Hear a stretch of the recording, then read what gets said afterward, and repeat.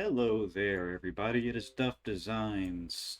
Today we are going to be looking at how to do railroads and bridges that can carry those railroads. Railroads are something that is starting to pop up more and more in the golf scene. I've been seeing them pop. I've seen them on about two courses now total, good courses. In terms of other than that, they're still a very not used item, and there are reasons why. Uh, Main reason why is they take a lot of time and they take up a decent amount of objects. Now, if I were to just do this railroad right here, these pieces right here, this is pretty simple. If you look on the left side of my screen, you can see that it's just a bridge and a step.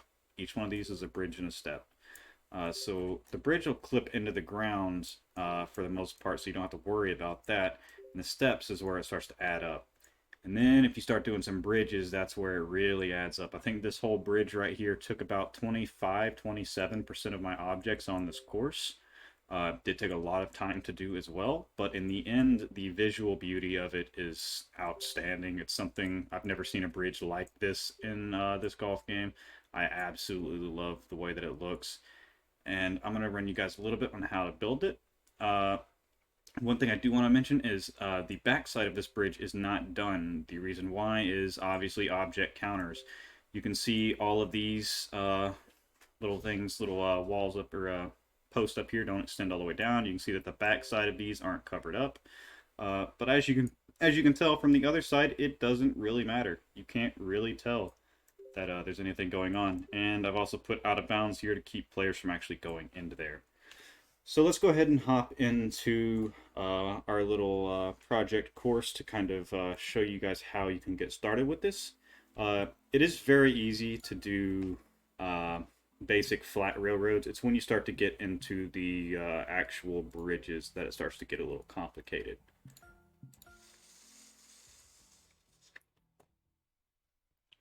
All right, we're in here in our woodlock course. What we're going to do here is I'm just going to come and I'm going to clear out a big area for us. I'm going to come up here, kind of near all this. And I'm just going to clear out this big area up here. All right.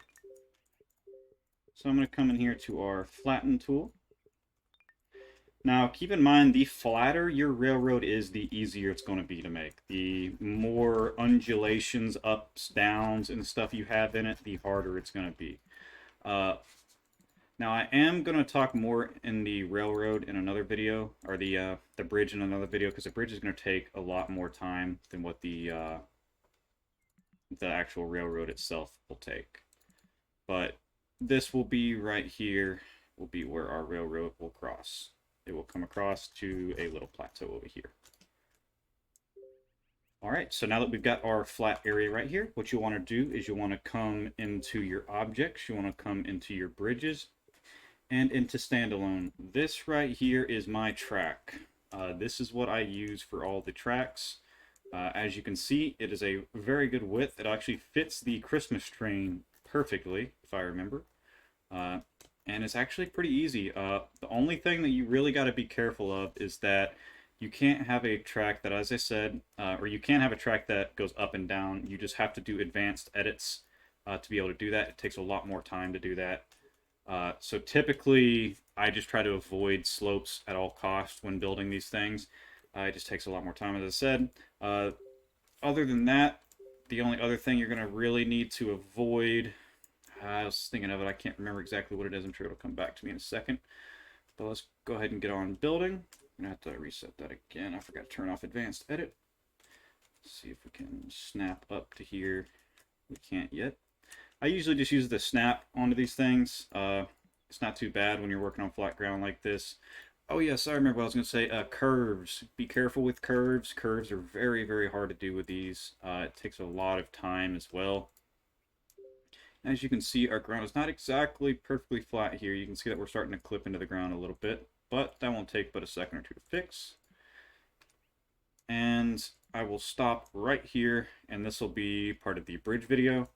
In terms of the rest of this, all you want to do, as I said, is have your little flat area. I'm just going to smooth this out a little bit. All right. And what a lot of people like, you could do this how a real railroad is. Real railroads are typically lifted up on a mound, kind of. You can obviously do that as well. I have these up on a mound. But in terms of the rest of the railroad, all you want to do is come over here to bridges and steps, go to your steps, and we're going to be adding this right here. And you want to, I usually like to have it sit a little below the railroad, not much, just a little.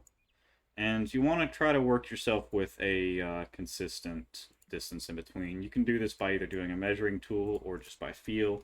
I usually just do it by feel because honestly, I don't like the measuring tool too much. It just takes a lot of time. It's very bulky, takes up a lot of your screen. But that's pretty much the gist of it. As you can see, I've gotten a little wild with my widths already. Uh, but yeah, all you got to do is really come in here and fill these in, and you're good to go. And that's pretty much it for the railroad. Part 2 is going to be the bridge.